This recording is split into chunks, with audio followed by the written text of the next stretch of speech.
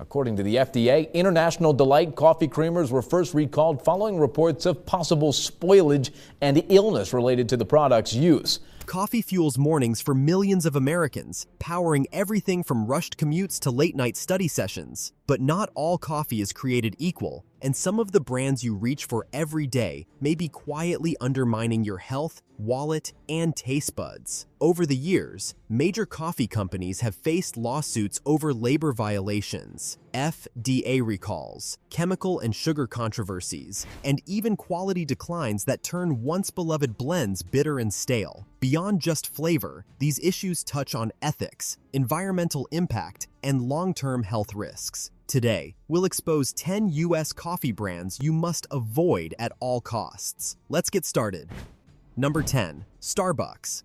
Starbucks has spent decades building itself into the world's largest coffee company. Biggest and most popular coffee chains in the world.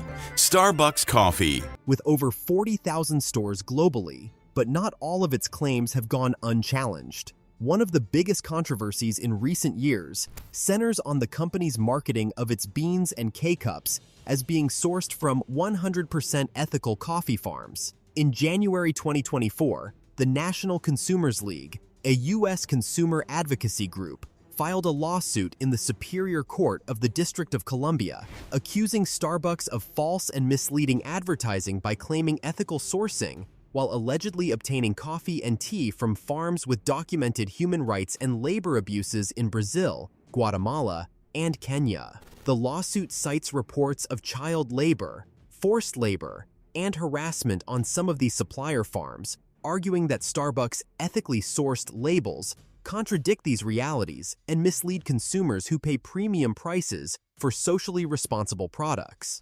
Moreover, a 2024 investigation by China Labor Watch and Coffee Watch, for example, found labor violations on coffee farms in Yunnan, China, that supply Starbucks, including excessive working hours, unsafe conditions, low wages, and a lack of protective gear. Beyond sourcing ethics, Starbucks faces frequent consumer criticism related to its flavored drinks. Many popular beverages, from seasonal frappuccinos to flavored lattes, contain high levels of added sugar. Independent analyses note that some Starbucks bottled or in-store drinks can have sugar levels equivalent to or higher than an adult's recommended daily added sugar limit, with World Health Organization guidance suggesting adults should keep added sugars to no more than about 10% of daily energy intake. For example, several flavored coffee beverages contain multiple teaspoons of sugar from syrups and sweetened milk, contributing to potential blood sugar spikes and excess calorie intake if consumed regularly.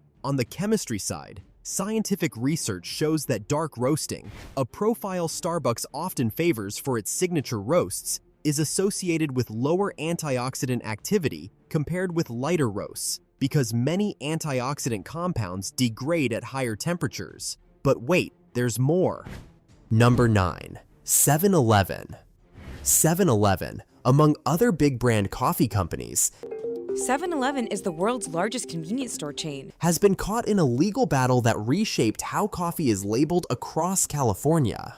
The controversy centered on acrylamide, a chemical that forms naturally when coffee beans are roasted at high temperatures. Acrylamide was added to California's Proposition 65 list of chemicals known to cause cancer in 1990, based primarily on laboratory studies showing tumor development in rodents. And in February 2011, it was also listed for potential reproductive and developmental toxicity. Acrylamide isn't an additive and isn't unique to coffee. It forms through the Maillard reaction, the same chemical process responsible for the browning and flavor of roasted coffee. Because the compound dissolves into brewed coffee, simply filtering or brewing differently doesn't remove it. Acrylamide is also found in everyday foods like French fries, potato chips, toast, and breakfast cereals, often at higher levels than those measured in coffee. In 2010, the Council for Education and Research on Toxics filed a lawsuit in Los Angeles County Superior Court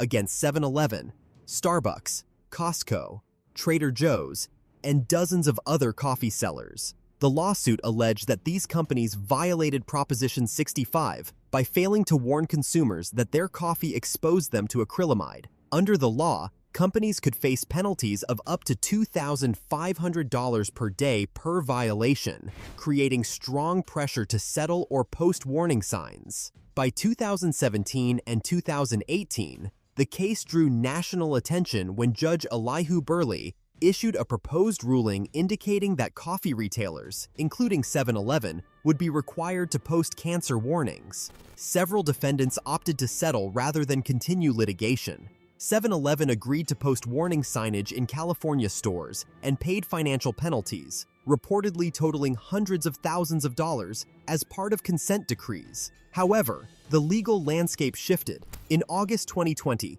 California regulators ruled that coffee does not pose a significant cancer risk under Proposition 65, citing scientific evidence showing that typical dietary exposure to acrylamide from coffee is very low. That position was reinforced by a California Court of Appeals in October 2022, and in February 2023, the state Supreme Court declined to review the case. New regulations finalized in April 2023 formally exempted coffee from Proposition 65 cancer warnings related to acrylamide. Make of that what you will. Moving on. Number 8. Green Mountain Coffee Roasters. Green Mountain Coffee Roasters, the company that helped popularize single-serve coffee in the U.S. Brewing at Green Mountain Coffee Roasters are now official. One of the biggest is already breaking ground in Essex. Transformed itself in the 2000s from a regional specialty roaster into the powerhouse behind Keurig's ubiquitous K-Cup pods. After Green Mountain acquired Keurig in 2006, the convenience of single-serve brewing exploded. By 2013, the company estimated it had sold about 8.3 billion K-Cup pods that year alone, a number environmental advocates calculated would circle the globe roughly 10 times if laid end to end. That success came with a growing environmental backlash. The plastic pods are primarily made from number 7 plastic, a category that technically can be recyclable in very limited locales, but in practice is not accepted by most recycling programs because the tiny size and mixed materials make them hard to process. K-Cups end up in landfills in vast quantities because they aren't widely recyclable outside a handful of Canadian programs,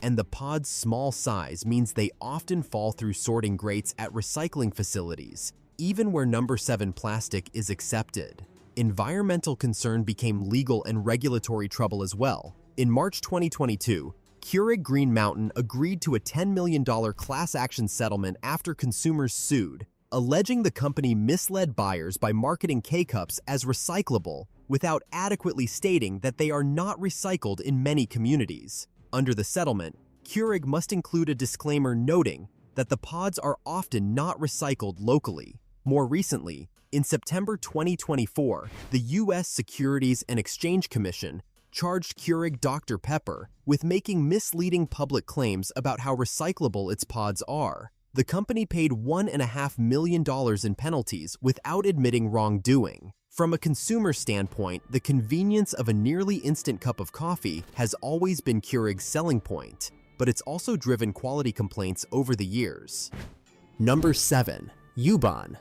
Ubon Coffee was founded in the early 20th century and later became widely known as a grocery store coffee brand roasted in California. Today, it's owned and distributed by the Kraft Heinz Company, and while it still appears on supermarket shelves, many longtime drinkers feel the product is not what it once was. One of the biggest points of contention is the shift in bean composition and marketing. Historically, Ubon was associated with 100% Colombian coffee. Introducing Uban 100% Colombian whole bean coffee.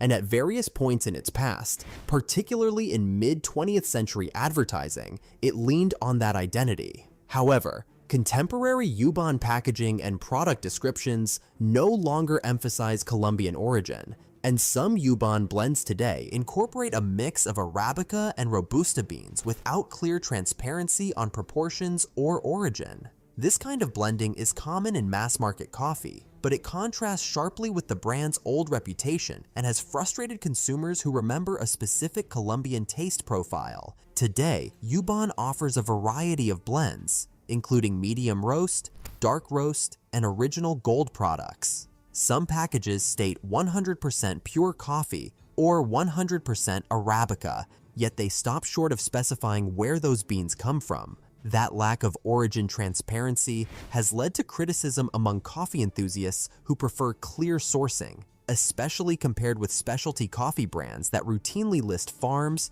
regions, and harvest years. Consumer backlash has shown up in both taste comments and online discussions. Reviews and community threads describe Yubon's flavor as bland or lacking depth. In some cases, longtime drinkers report that the taste has significantly changed over time, leading to disappointment. Number 6. Nescafé. Nescafé was introduced in 1938 to create a soluble coffee that was easy to prepare. Today, it's sold in over 180 countries and has multiple product lines, from classics like Nescafé Classic, Nescafé Classic, bunga ng 100%, to instant sachets and ready-to-drink formats. Despite its global reach, the brand has drawn consistent criticism on several fronts that touch on consumer concerns about quality and exposure to agricultural chemicals. One common criticism in ethical and consumer ratings is that Nescafé performs poorly in categories like organic and fair trade certification. According to the Good Shopping Guide's ethical coffee ratings table, Nescafé received bottom ratings for its lack of organic and fair trade certified products, meaning that, unlike some competitors, many of its offerings do not carry certifications that prohibit synthetic pesticides. This has fueled concerns about pesticide exposure in coffee beans, even though regulatory assessments generally find typical exposures well below safety limits.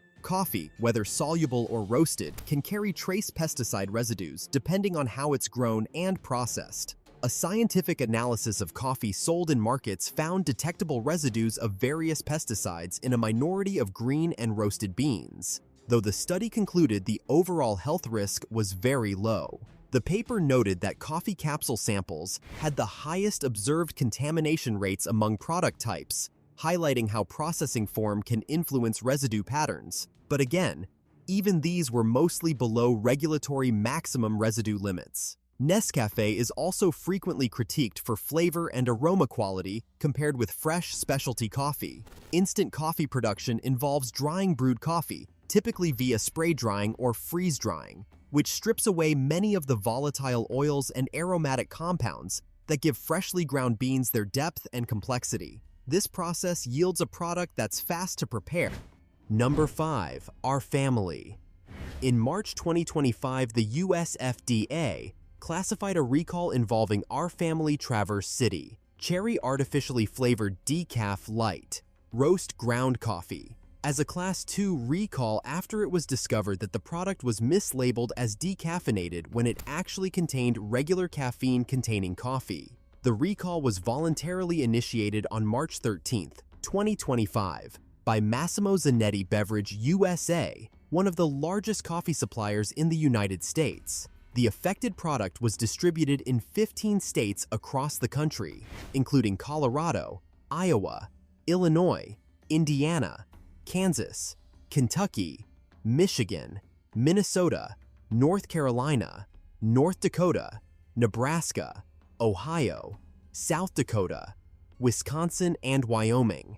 Specifically, 692 cases, which work out to 4,152 individual 12-ounce bags, were subject to the recall because the label said decaf, even though the coffee inside could contain caffeine. A Class 2 recall means the product may cause temporary or medically reversible adverse health consequences if consumed, especially by people with specific sensitivities or medical conditions. The FDA defines this category as one where exposure could lead to reversible effects, or where there is only a remote likelihood of serious adverse health outcomes. Why does this matter? Most consumers assume that decaffeinated coffee contains little to no caffeine. 97% or more of the caffeine is removed in the decaffeination process, and they choose decaf for reasons ranging from heart conditions to anxiety or insomnia. For individuals who consciously avoid caffeine because of medical conditions like arrhythmias, hypertension, acid reflux, pregnancy, or sensitivity to stimulants, unexpectedly ingesting regular caffeine can have measurable effects. According to health guidance, sudden or unplanned caffeine intake can trigger increased heart rate, jitteriness, elevated blood pressure, anxiety, nausea, headaches, and disrupted sleep cycles in sensitive individuals. Wait, there's more from where that came. Number 4. International Delight. In February 2025, the US FDA announced a voluntary recall of more than 75,000 bottles of International Delight coffee creamers after the manufacturer received multiple consumer complaints about premature spoilage and reported illness associated with the product. The recall officially began on February 21, 2025, and by March 12, 2025, the FDA had classified it as a Class 2 recall, meaning the affected products may cause temporary or medically reversible adverse health consequences. The recall involved 2 specific 32-ounce varieties, Hazelnut International Delight Coffee Creamer and Cinnabon Classic Cinnamon Roll International Delight Coffee Creamer. These recalled bottles were distributed across 31 U.S. states, including major markets such as Florida, Texas, New York, Ohio, Pennsylvania, and Illinois. According to the FDA recall notice and product documentation, Danone US, LLC, the Louisville, Colorado-based distributor of International Delight, initiated the recall after discovering that a limited run of these creamers did not meet the company's quality standards due to premature spoilage, which manifested as texture issues and was linked to consumer complaints of illness. While testing data indicated this was not definitively a food safety threat, the classification was elevated to Class 2 because there were enough reports suggesting that exposure could lead to temporary health effects. Number 3. Philz Coffee. Philz Coffee is a California-based specialty coffee chain founded in 2003 with dozens of locations across the Bay Area and beyond. Phil started in 2003, and it was started by my dad, Phil, and it was started because of a strong passion for coffee and people and community. In January 2024, a proposed class action lawsuit was filed in San Francisco Superior Court, accusing Philz of misleading advertising by labeling a food item as gluten-free when it allegedly contained gluten. The complaint was filed by Iona Martinez, a resident of San Francisco, on January 23, 2024. According to the lawsuit, Martinez suffered a severe allergy attack in August 2023 after consuming what she believed was a gluten-free product at a Philz location in Alameda County, California. The suit alleges that the item was marketed and sold as gluten-free, even though it included gluten-containing ingredients, leading to substantial bodily symptoms and injuries for the plaintiff. Martinez's filing seeks damages for those affected on behalf of herself and other class members, as well as a legal injunction requiring Philz to stop using false advertising. The complaint contends that Philz knew, or should have known, that the products contained gluten yet continued to market them as gluten-free, which could pose health risks to individuals with celiac disease, gluten intolerance, or wheat allergies. Under U.S. food labeling regulations, products labeled as gluten-free must contain less than 20 parts per million of gluten, the threshold set by the FDA. While the lawsuit does not specify how much gluten was present in the item, it alleges levels sufficient to trigger an allergic reaction in a sensitive individual. In response to consumer safety concerns, Philz's current mobile ordering app carries an allergen disclaimer stating that the company cannot guarantee that any of our products are free from allergens. However, the lawsuit argues that such disclaimers are not enough when an item is explicitly marketed as gluten-free on menus and packaging. For people with celiac disease, even tiny amounts of gluten can cause symptoms ranging from gastrointestinal distress to headaches, fatigue, and long-term intestinal damage. Number 2. Luckin Coffee. Luckin Coffee Incorporated, a Chinese coffee chain founded in October 2017 in Xiamen, China, grew incredibly fast, positioning itself as a challenger to Starbucks.